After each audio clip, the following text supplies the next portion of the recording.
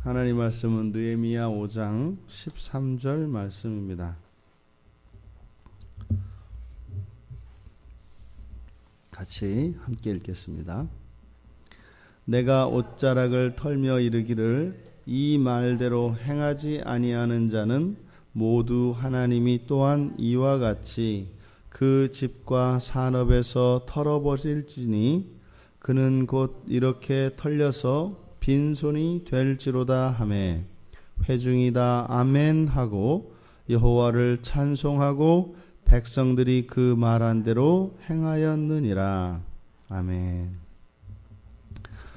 구약에서 옷자락을 터는 행위, 주님께서도 신약에서 제자들에게 신발을 털라, 그들이 받아들이지 않았을 때 신발을 털고 그를 떠나라고 하셨던 말씀, 이것은 구약의 전통에서 옷소매를 옷자락을 터는 행위는 거기에 있는 먼지를 털어내는 행위이고, 그것은 구약에서 저주를 의미합니다. 그래서 옷자락에 붙어있는 먼지, 즉 그가 가지고 있는 모든 소유, 건강, 이런 모든 하나님이 주신 그 복들을 털어내는 행위입니다. 그래서 저주할 때 사용하는 그런 관습입니다.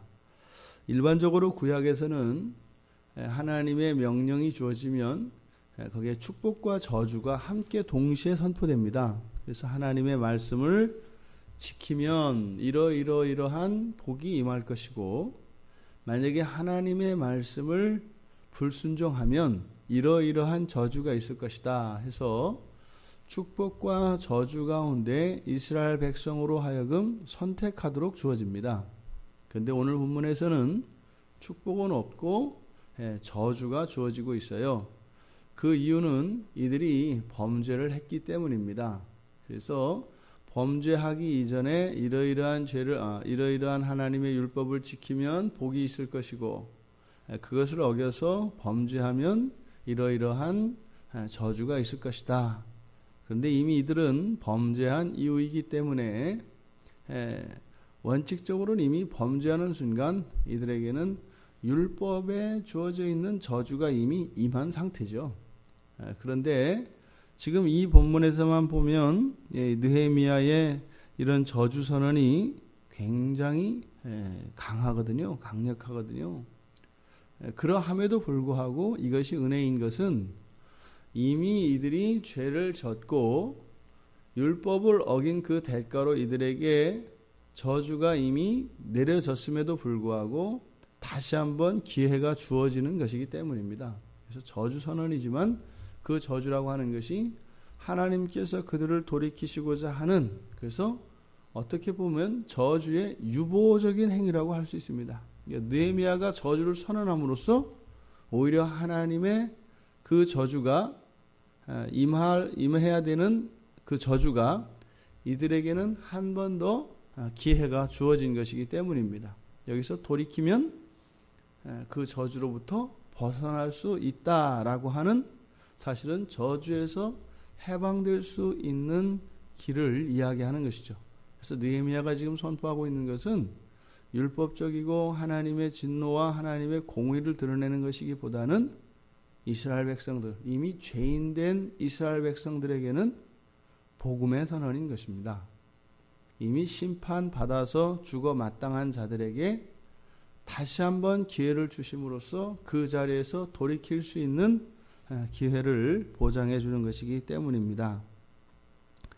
지금 느헤미야가 선언한 이 저주, 여기서 이제 턴다라고 하는 말로 나옵니다. 그래서 옷자락을 털었고 만약에 돌이키지 않으면, 즉 느헤미야가 명한 이 명령을 지키지 않으면 집과 산업에서 털어버리실 것이니 털려서 빈손이 될 것이다.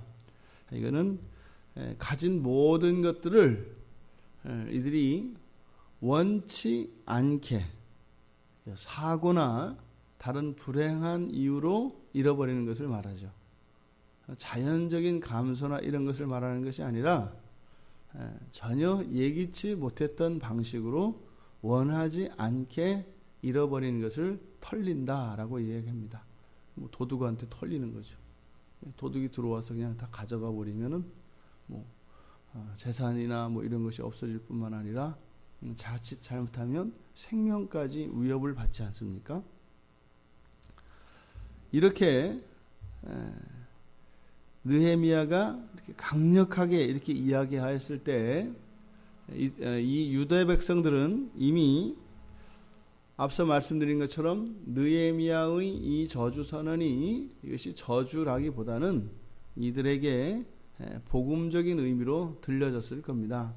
하지만 이 복음을 깨닫지 못하는 사람들에게는 이것이 그냥 구약에서 나오는 뭐 이미 많은 사람들로부터 이스라엘 백성들이 역사 속에서 경험하였던 그 저주와 다르지 않은 것이 됩니다. 그래서 어떤 사람들은 죄를 돌이키는 이유가 우리가 이미 느헤미야 입을 통해서 이 저주가 선언될 필요 없이 그 저주가 이미 우리에게 임했어야 하는데 오히려 하나님께서는 한 번 더 참아주시고 우리로 하여금 돌이킬 기회를 주시는구나 라고 하는 복음적 의미로 받아들이는 사람들이 있겠고, 또 하나는 어이쿠 하는 사람들이 있었을 겁니다. 지금 이 말 듣지 않으면 다 털려버리겠네. 그러면 벌써 계산이 빠른 사람은 셈을 해봤을 겁니다. 그래서 뭐 집도 재산도 땅, 포도밭, 올리브, 감람나무 밭 다 돌려주고 이자를 돌려주는 것과 이렇게 다 털려버리는 것을 계산했을 때 돌려주는 게 훨씬 남는다 이 말이죠. 근데 속으로는 이렇게 내키진 않았을 겁니다. 아까웠을 겁니다. 이런 두 가지 관점, 즉 율법적 의미로 받아들인 사람이 분명히 있을 것입니다. 지금 느헤미야가 선언한 이 저주의 참다운 의미를 뭘까요? 그것은 유대 백성들로 하여금 바벨론 포로 생활을 상기시키고 있습니다. 지금 너희들이 자유를 얻었다고 해서 이제는 재산을 축적하고 부를 늘리려고 하는 이런 시도, 무리하게 형제들의 재산으로부터 형제들에게 돈을 빌려주고 거기서 이식을 취하는 범죄를 저지르면서까지 재산을 불리려고 하는 그 기초가 너희들의 자유인데, 그 자유가 박탈되었던 바벨론의 생활을 잊어서는 안 된다. 불과 몇 년 전만 하더라도 너희들은 바벨론에서 자유민이 아니라 포로로서 그렇게 살았던 때를 잊어서는 안 된다. 그 저주받은 포로 생활로 되돌아가기를 원하느냐? 다시는 그럴 수 없다. 이렇게 그 포로 생활을 상기시키면서 유대 백성들이 정신을 차리도록 하려고 하는 것이었습니다. 나라가 멸망하면 어떻게 된다는 것을 이들은 이미 바벨론 포로 생활을 통해서 충분히 경험했습니다. 그들이 바벨론의 그런 정치가 매우 관용적 정책이어서 나름대로 신앙생활도 할 수 있었고 나름대로 사유재산도 모을 수 있었습니다만 그것은 어디까지나 조건적이고 제한적이며 한시적인 겁니다. 어느 한순간 법이 바뀌면 그들이 가졌던 그들의 자신들의 사유재산이라고 생각하였던 모든 것까지 다 빼앗길 수밖에 없습니다. 심지어는 가족들도 뿔뿔이 흩어져서 나라에서 명령하는 대로 지킬 수밖에 없는 운명이 그들이 바벨론에서의 포로 생활이었습니다. 그것을 벌써 잊어버린 겁니다. 나라가 없고서는 한 개인의 진정한 행복과 자유와 평화는 있을 수 없습니다. 공동체가 없는 개인의 자유와 행복이라는 것은 절대 있을 수가 없습니다. 있다면 조건적이고 제한적인 것이죠. 이들이 또다시 그 나라를 잃게 하였던, 다시 말해서 우상을 숭배하고 하나님의 율법을 따라 지키지 않으며 오히려 이방 나라 사람들의 가치와 그러한 제도를 따라 살아갈 때 이 나라를 잃어버렸던 과거의 그 쓰라린 역사를 다시 잊고 있습니다. 공동체 정신을 잃어버리고 있는 거예요. 우리가 정말 얼마나 인간이 무지막지할 정도로 어리석고 그렇게 고집스러운가 하면 금방 당하고도 다시 그 일을 반복합니다. 보통 우리가 가장 머리 나쁜 거를 이제 물고기에 비유하거든요. 그건 정말로 그렇거든요. 이렇게 낚시바늘에 걸려서 뜨다가 이렇게 막 입이 찢겨서 도망간단 말입니다.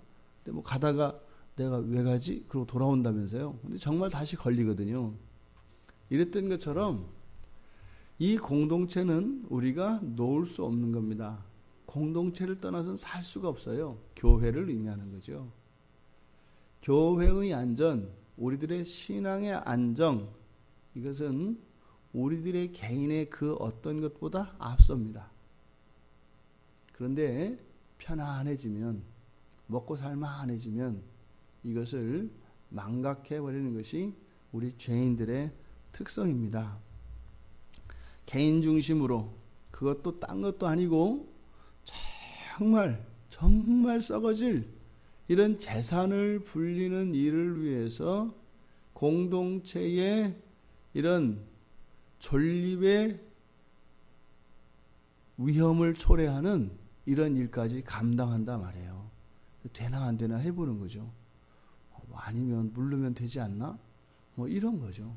그러니까 너무나 사소한 것을 위하여 너무나 중요하고 너무나 큰 것을 위험에 빠뜨리는 이런 모험을 감당하는 게 그 간이 배 밖에 나온 이 죄인들의 삶의 방식입니다.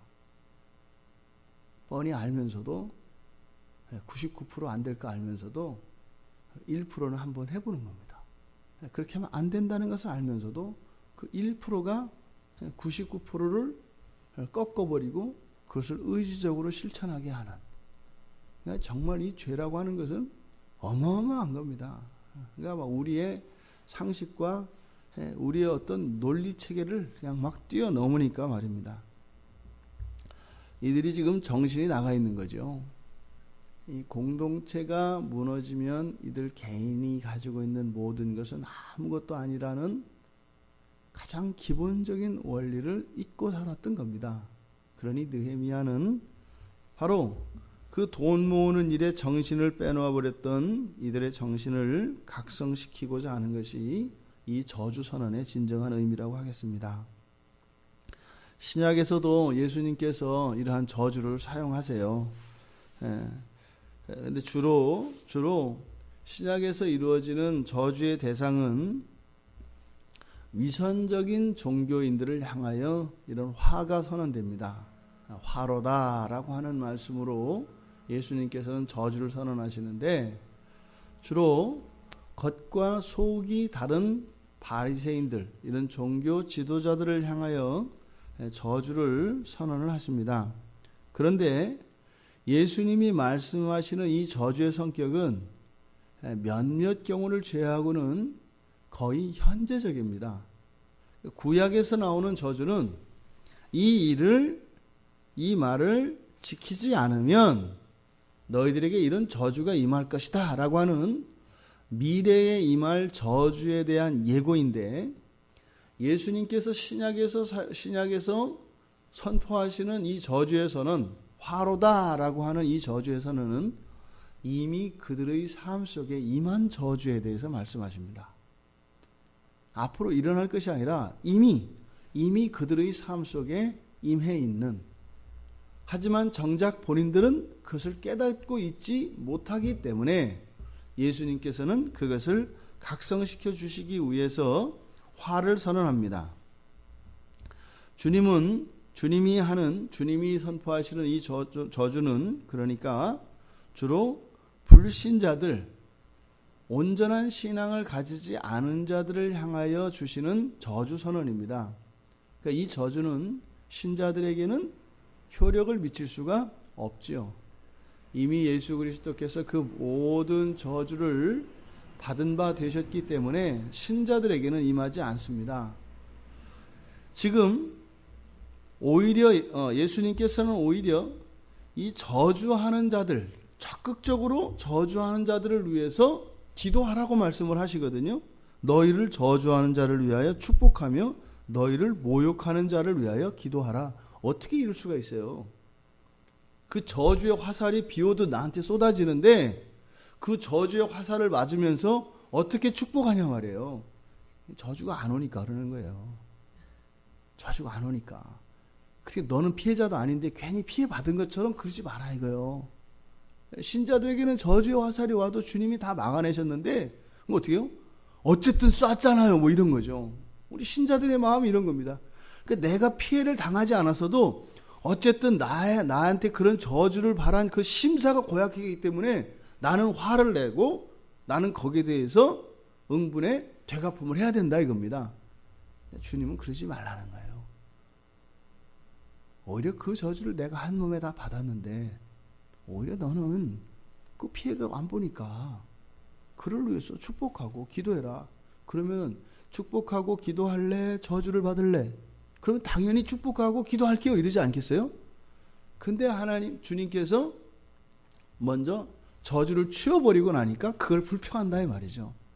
동시에 저주를 받을 것인가 아니면 저주를 안 받고 축복하고 기도할 것인가 이렇게 선택을 하면 당연히 이걸 하라고 하지 않겠어요? 근데 당연히 할 것을 예수님이 먼저 저주를 빼내시니까 이거 갖고 또 안 한다 이 말입니다. 그러니까 묘합니다. 정말 신기합니다. 인간은. 그러니까 자기가 선택할 거면서도 주님이 그렇게 먼저 해놓으시니까 그걸 안 들어요. 이게 정말 하나님이 아니고서는 그냥 포기될 수밖에 없는, 버려질 수밖에 없는 우리들이라는 것을 우리가 인정하지 않을 수 없는 것 같습니다. 어쨌든 지금 느헤미야에 의해서 선언된 이 저주는 느헤미야에게 했던 이 약속을 반드시 지키도록, 즉 어기지 못하도록 순종을 위해서 이 저주를 사용하고 있습니다. 그런데 매우 이것은 아주 적실했던 것 같아요. 이어서 이스라엘 백성들이 어떻게 합니까? 첫 번째로 회중이 다 아멘 합니다. 아멘. 그 말씀을 받아들이겠습니다. 이 말이죠. 그리고 어떻게 해요? 여호와를 찬송합니다. 놀라운 장면이죠. 저주가 선언되고 있는데 거기에서 찬송합니다. 그리고 세 번째로 그 말한 대로 다 행하였다라고 이야기를 합니다.